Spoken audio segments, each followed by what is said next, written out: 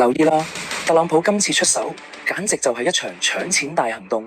就算你將錢擺喺銀行，都唔一定避得開，因為一股超發美元嘅洪流，好快就會席捲全球。而呢一次，主角唔再係美聯儲，竟然係好多人都未聽過嘅穩定幣。最近，特朗普政府通過咗一條金融法案——穩定幣法案。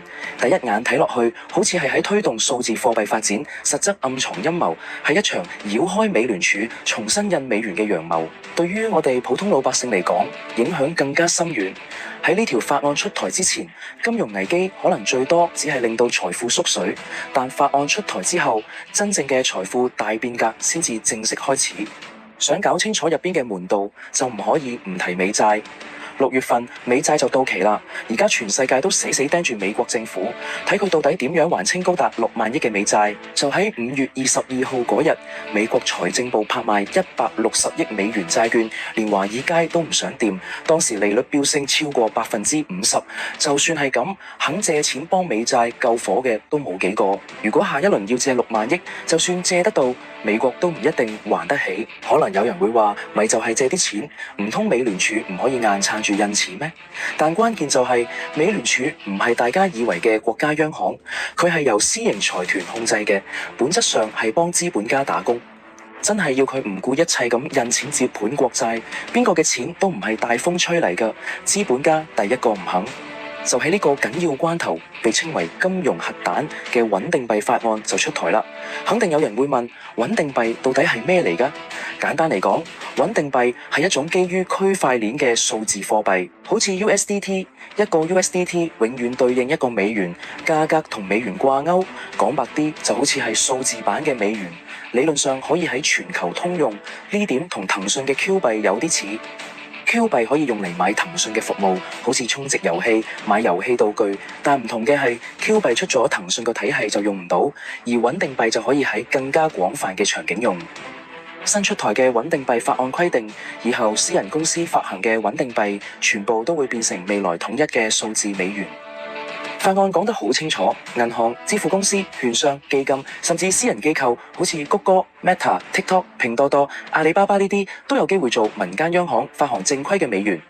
只要呢啲機構發行貨幣嘅時候，有1:1嘅現金或者高流動性資產，好似活期存款、短期美債淡，每個月交一次儲備報告，每年接受1次審計就得啦。但呢個咩意思呢？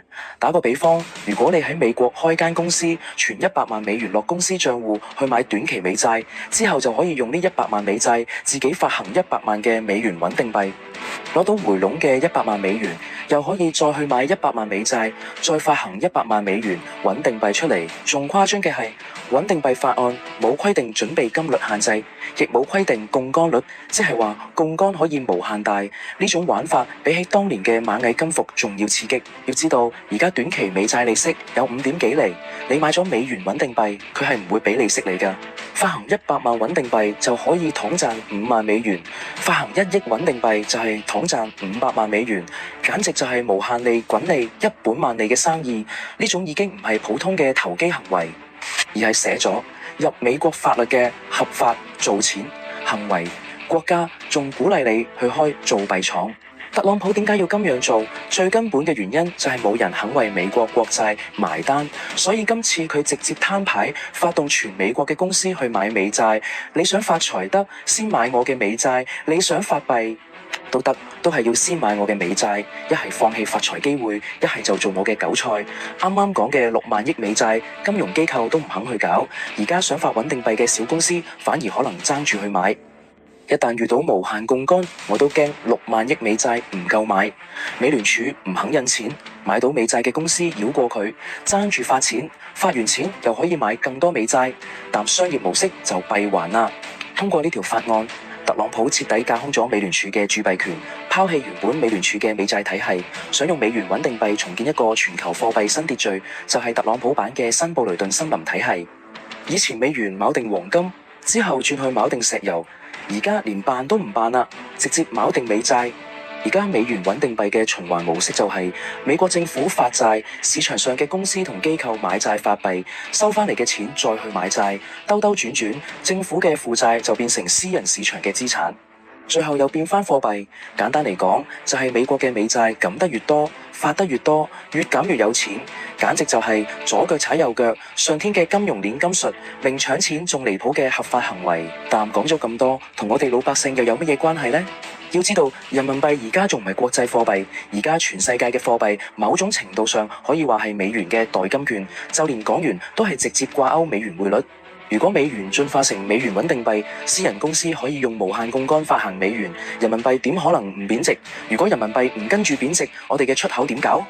但如果人民幣跟住美元貶值，美國資產就會結構性上漲，我哋中國嘅資產就會面臨前所未有嘅壓力。你以為自己好穩陣，有幾百萬嘅樓、幾十萬嘅股票，銀行又有啲存款，但喺美元穩定幣呢股洪流面前，你嘅資產隨時可能一夜之間冇晒價值參照。如果美元穩定幣真係成功落地，未來唔係你有錢冇錢嘅問題，而係你以為自己有錢，但實際上呢啲錢到底值幾多，根本唔係你可以決定。佢嘅價值甚至唔取決於美元本身，而係特朗普推動住一堆公司想放出幾多美元出嚟。